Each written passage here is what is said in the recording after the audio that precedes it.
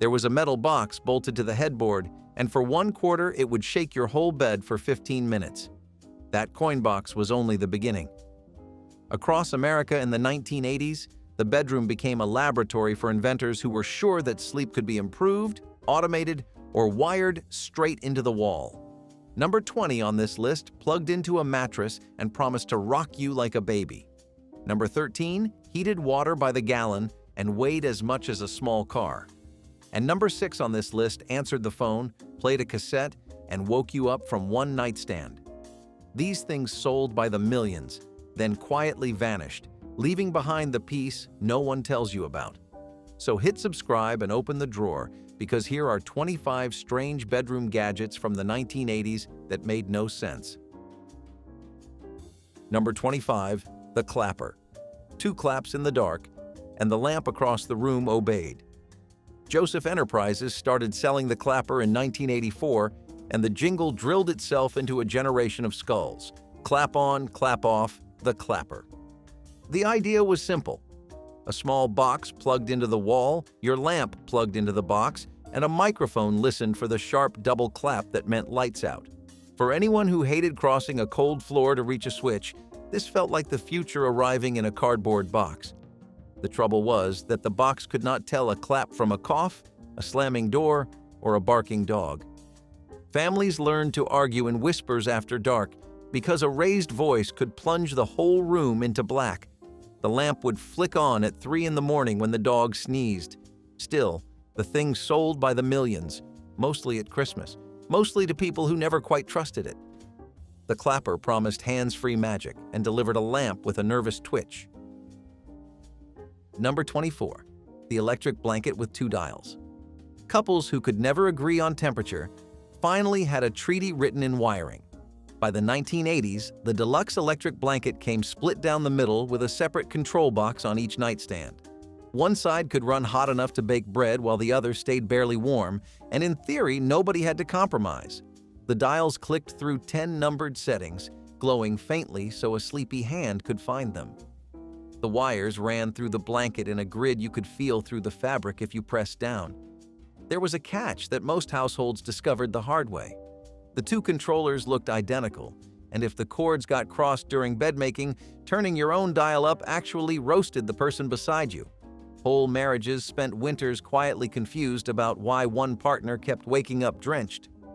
The blanket also came with a warning never to tuck it in too tight or fold it while running. The dual control blanket solved one argument and quietly started 3 new ones. Number 23, the clock radio with a built-in cassette deck. On one nightstand, it played the role of clock, radio, and stereo all at once. The 1980s nightstand clock radio kept growing buttons until a cassette slot appeared right above the snooze bar. The pitch was that you could fall asleep to a mixtape and wake up to the same tape clicking back on at 7. Some models let you record straight off the radio, so the tape filled with half songs and the voice of the morning DJ. The red digital numbers glowed bright enough to light a path to the bathroom.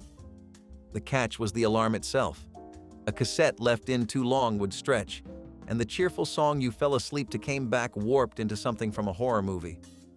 The buttons crowded so close together that a fumbling hand at dawn often hit eject instead of snooze.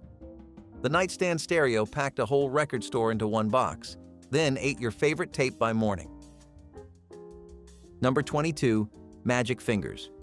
This is the gadget bolted to the headboard from the opening, the metal coin box that shook your whole bed for a quarter. Its inventor was a man named John Hotailing, and the story behind it is stranger than the machine. Hotailing started tinkering in 1958 in the garage of his home in Glen Rock, New Jersey. He had already tried selling a vibrating mattress, the kind with the motor sewn right inside, and the things kept breaking down. On a service call to fix a dead unit, he had the insight that built an empire. The mattress did not matter. Only the motor mattered.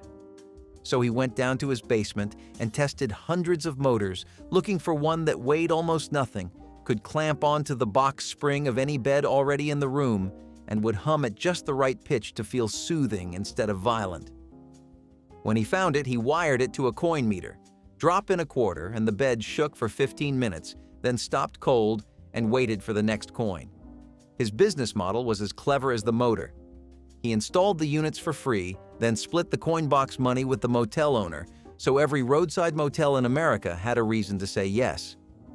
By the late 1970s, more than 1 million Magic Fingers units were buzzing in hotels and homes across America and Europe. Then the 1980s turned on it. The shaking bed picked up a seedy reputation, thieves started cracking the coin boxes open, and televisions gave travelers something better to do. The machine that once promised relaxation for a quarter became a punchline screwed to the wall. Magic Fingers proved that a single good motor, sold 1 quarter at a time, could outshake a whole industry before vanishing into the junk drawer of memory. Number 21. The bedside sound machine. Before apps and white noise playlists, a small humming dome did the same job from the nightstand. These machines, sold under names like Sleepmate, held a tiny fan inside a vented plastic shell, and they did something no recording could fake. The sound was real moving air, not a loop, so it never repeated and never developed that telltale click at the end of a track.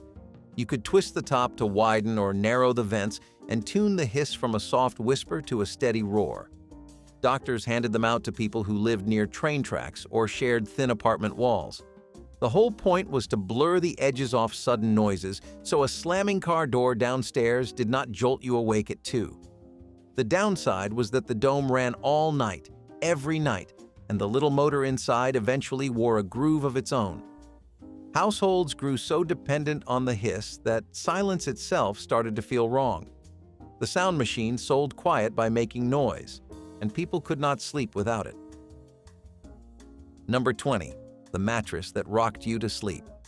This is the one teased at the start, the gadget that plugged into the wall and promised to rock a grown adult like a baby. The idea borrowed straight from the cradle. A motorized pad slid under or inside the mattress and tilted the surface in a slow, steady sway, side to side or head to foot, on a timer you set before lights out. The makers pointed to nurseries and rocking chairs as proof that gentle motion soothes a restless body to sleep.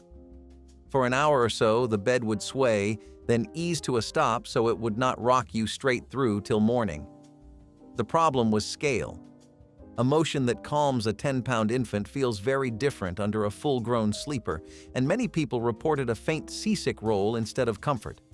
A partner who did not want to rock had no vote at all, and the motor, grinding away beneath the springs, added its own low rumble to the night.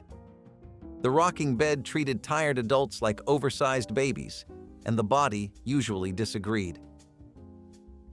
Number 19. The Satin sheet set. Nothing said grown-up luxury in 1983 quite like a bed dressed in slippery, shining fabric. Satin sheets showed up in department store catalogs in deep colors like burgundy, midnight blue, and a black so glossy it caught the lamplight. The pictures sold a fantasy of Hollywood glamour, the kind of bed a movie star supposedly slept in. Reality was a nightly wrestling match. Satin has almost no grip, so the fitted sheet slid off the corners, the top sheet slid off the bed, and the sleeper slid along with both.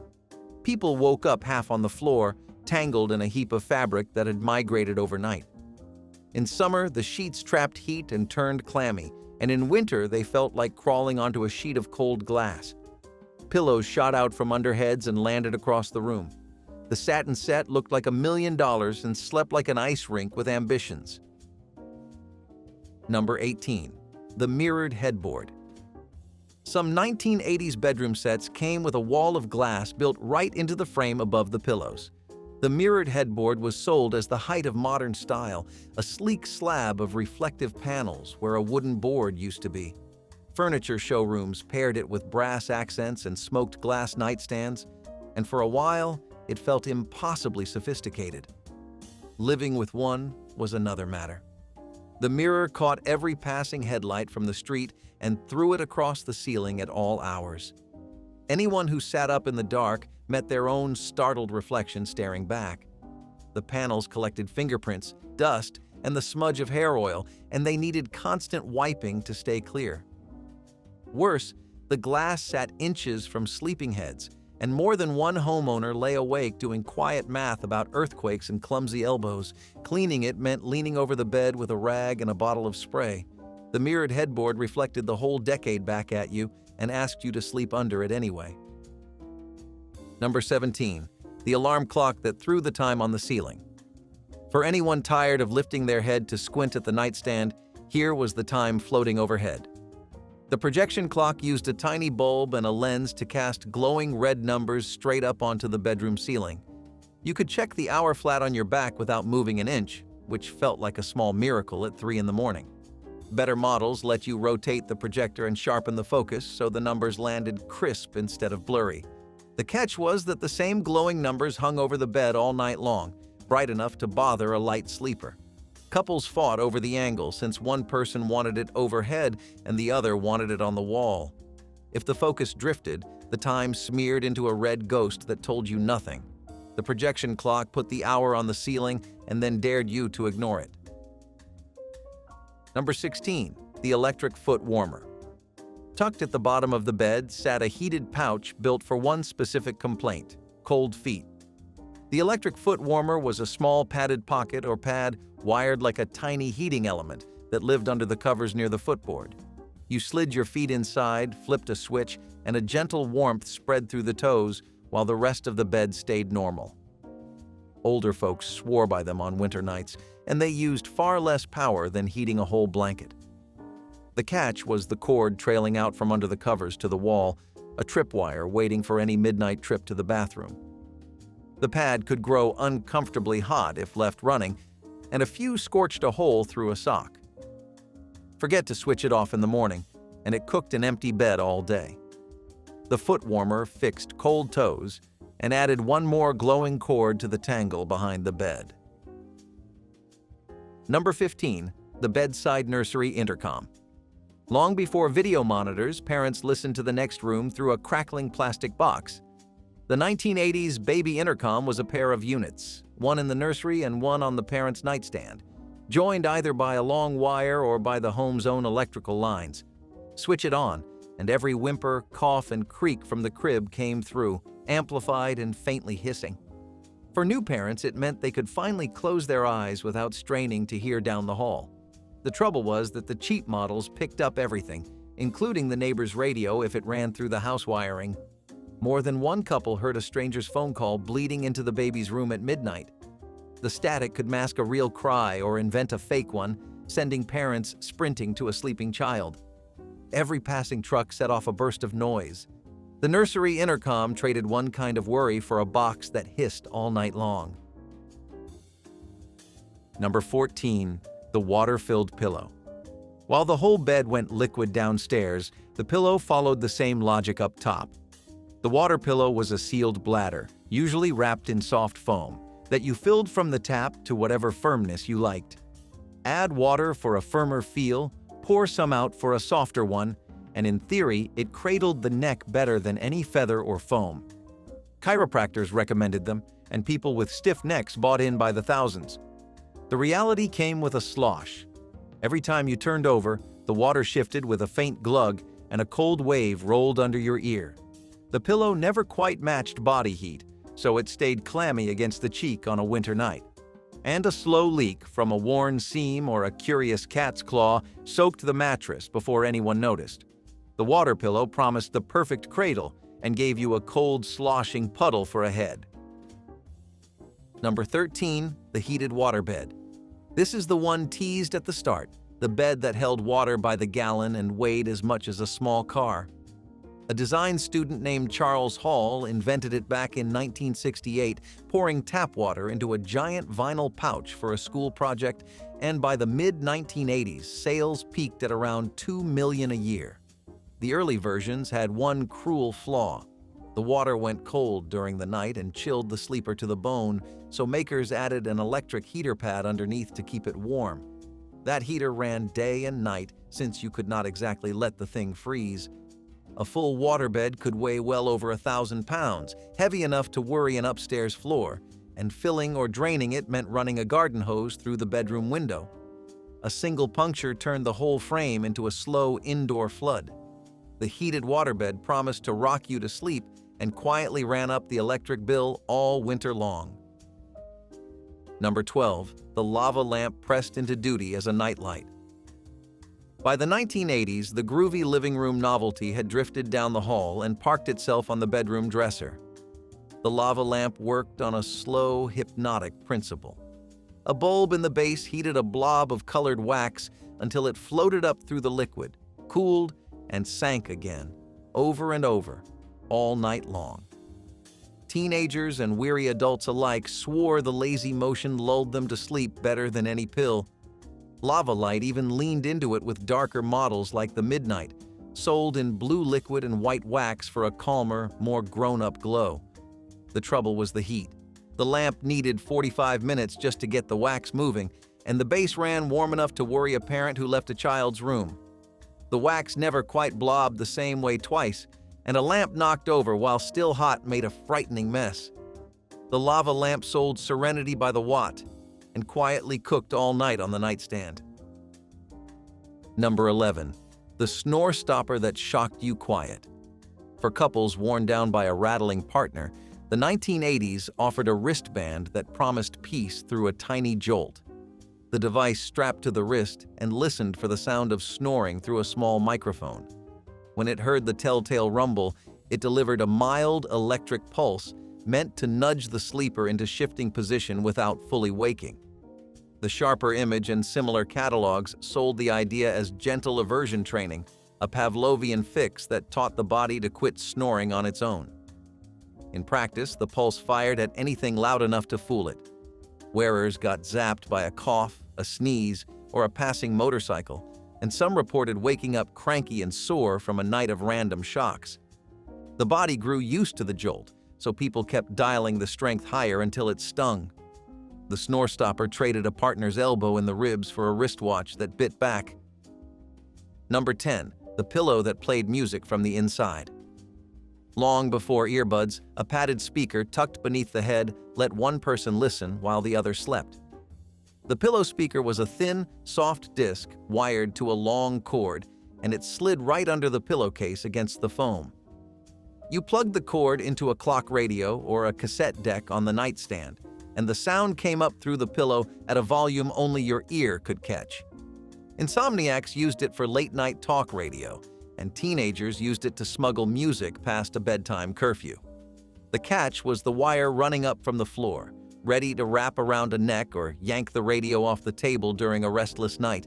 The speaker buzzed flat and tinny, since a single thin driver buried in stuffing could not do much. Roll the wrong way and the music vanished into the mattress. The music pillow kept the song private and tied you to the nightstand by a string all night. Number 9. The heated curler set that lived on the nightstand. For women who set their hair before bed or first thing at dawn, a tray of electric rollers stayed plugged in within arm's reach of the pillow. The hot roller caddy held 20 or so plastic curlers standing upright over heating posts inside a lidded case. Flip the switch, wait for the little wax dots on each roller to melt clear, and the curlers were ready to wind into damp hair. Keeping the set bedside meant a woman could roll her hair while still half asleep and unwind it before the household woke. The danger sat in plain sight. The posts ran hot enough to scorch a finger. The metal pins inside each roller held that heat for minutes, and the whole case sat inches from bedding and a sleeping head. A cord left dangling invited a sleepy hand to knock the whole hot tray onto the carpet. The bedside curler set promised salon hair by morning and parked a hot plate next to the pillow. Number 8. The lamp you turned on by touching it. No switch, no knob, just a tap of the metal base to cycle through brightness. The touch lamp hit a small circuit that sensed the tiny change when a fingertip met the metal. One touch gave a dim glow, a second touch went brighter, a third went brighter still, and a fourth turned it off, all from the same gentle tap anywhere on the body of the lamp. On a nightstand, it felt almost magical, since a person could reach over in the dark and find light without fumbling for a switch. The trouble was that the lamp could not always tell who or what was touching it. A cat brushing past, a curtain blowing against the base, or a stray surge in the house wiring could flick it on at random. People woke to a lamp glowing for no reason at 3 in the morning. Some models buzzed faintly even when off. The touch lamp made light effortless and then turned itself on whenever it pleased. Number 7. The massage pad that buzzed beneath the sheets. Unlike the coin box bolted to the motel headboard, this one was sold for the home, a full mattress-sized pad that hummed a grown adult to jelly. The vibrating pad laid flat under the bottom sheet and ran on a wired controller you kept on the nightstand. Dials let you pick the spot, head, back, or feet, and the strength of the buzz, and a timer shut it off so it would not rumble until dawn. Catalogs sold it to tired backs and aching legs as a nightly massage without a masseuse or a trip to the chiropractor. The reality wore thin fast. The motors inside the pad clattered loud enough to fill a quiet room, and the buzz that felt soothing for 10 minutes turned numbing and then annoying. A partner who wanted to read or sleep got the shaking whether they liked it or not. The pad sagged and lumped over the springs. The massage pad promised a spa under the sheets and delivered a mattress with a motor in it. Number 6. The nightstand combo that did everything at once. This is the gadget teased at the start, the one that answered the phone, played a cassette, and woke you up from a single unit. By the mid-1980s, the bedside clock radio had swallowed half the house. The deluxe models bolted a telephone onto the side, added a cassette deck, and built in an answering machine that picked up calls with a tiny recorded greeting. A row of glowing red numbers, a phone keypad, 2 cassette doors, and a wall of buttons crowded onto one block of plastic that resembled an airplane cockpit. The pitch was a bedroom that needed nothing else, since this slab handled the time, the alarm, the radio, the phone, and the messages. The catch was that one box meant one failure. A single dead unit took down the clock, the phone, and the machine all at once. Finding the snooze among 40 identical buttons at dawn was its own small war. The all-in-one nightstand crammed a whole electronics store onto one table and broke in every direction at once. Number 5. The alarm clock that woke you with a fake sunrise. Instead of a buzzer, this one slowly turned up a lamp until the room glowed like morning. The dawn simulator clock paired a digital alarm with a dimmer wired to a bedside bulb. Set the wake time, and for half an hour beforehand, the light crept from black to full brightness, on the theory that a gradual glow eased the body awake the way real daylight does. The gentler waking felt kinder than a jarring beep. The problem was that the light woke everyone in the room, not just the person who set it. A partner on a different schedule got dragged toward dawn an hour early. On a gray winter morning, the slow glow blended into the dark and woke nobody at all, so most models kept a backup buzzer anyway. The sunrise clock tried to replace the alarm with daylight and usually needed the alarm to finish the job. Number 4. The little black box that promised cleaner air to sleep in. Marketed as a path to deeper rest, the bedroom ionizer hummed on the nightstand and claimed to scrub the air of dust and staleness. The machine worked by pumping out negatively charged ions, which were supposed to latch onto floating particles and drag them down out of the air you breathed.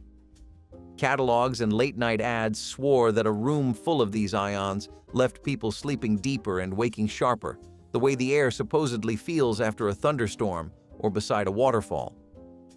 The promise outran the proof.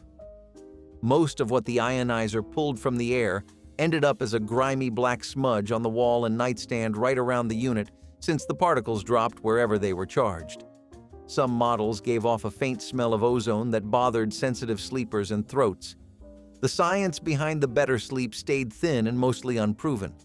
The bedroom ionizer sold fresher air by the night and left a dirty halo on the wall behind the bed. Number 3. The glowing bedside phone shaped like anything but a phone. In a decade of pastel bedrooms, the nightstand telephone stopped pretending to be plain. Manufacturers turned the bedside phone into a piece of decor, with a clear plastic body that lit up neon as it rang, or a shell molded into a sports car, a pair of red lips, or a cartoon character. The lighted models ran a bulb up through the see-through casing so the whole handset and dial glowed in the dark, easy to find at midnight and hard to ignore. The pitch was personality and a phone you could spot without turning on the lamp. Living with one was less charming. The novelty shapes scattered the buttons in odd places, so dialing in the dark meant hunting across a molded car hood or a plastic grin. The clear bodies cracked and yellowed, and the glowing bulb inside added a faint heat and a constant dim light to the nightstand. The dial tone hid behind the gimmick. The novelty bedside phone lit up the dark and made the simple act of dialing a puzzle. Number 2. The alarm that skipped the buzzer and shook the whole bed. For the heaviest sleepers and the hard of hearing, sound was not enough, so this one rattled the mattress instead. The bed shaker alarm was a flat disc or puck wired to a clock on the nightstand. You slid the puck under the pillow or the mattress, set the time, and when the alarm fired, the disc vibrated hard enough to jolt the sleeper through the bedding. Originally built for deaf households that could not hear a normal alarm, the gadget spread to anyone who slept through every beep ever made. The shaking did work, often too well. The puck buzzed loud against the springs, so it woke the person beside you as surely as the one it was aimed at, and a strong setting felt less like a nudge and more like a small earthquake under the head. Slide it to the wrong spot and it rattled against the headboard all morning. The wire snaked up to the clock like one more trip line. The bed shaker traded a sound you could sleep through for a quake you could not. Number 1. The machine that promised to teach you while you slept. The strangest nightstand gadget of all did not warm you, shake you, or wake you. It tried to reprogram you. The sleep learning system paired a cassette player with a timer and a small pillow speaker, and it sold a dream too good to pass up. Slip in a tape, drift off, and a low voice would murmur lessons through the night. A new language, a calmer mind, the courage to quit smoking, all soaking into a sleeping brain. Catalogs and infomercials swore the subconscious kept listening after the conscious mind clocked out. Some tapes ran spoken lessons on a loop, while others buried the words under music as so-called subliminal messages too quiet to consciously hear. The science never held up. Study after study found that a sleeping brain learns almost nothing, and the murmuring voice mostly just wrecked the rest it interrupted. The sleep learning machine sold the most 1980s dream of all, self-improvement with no effort, and delivered nothing but a worse night's sleep. Because every one of these gadgets started as the same small wish, the hope that the right machine could make rest a little easier and a little more modern. Most of them failed, and that is exactly why they stick in the memory. They were the sound of a decade that believed any problem could be wired, plugged in, and solved before morning. I want to know in the comments which one actually sat in your bedroom, the one you owned, fought with, and finally unplugged for good. What stays with me is that the gadgets vanished, and the longing for an easier night never did. We just stopped expecting a box on the nightstand to deliver it.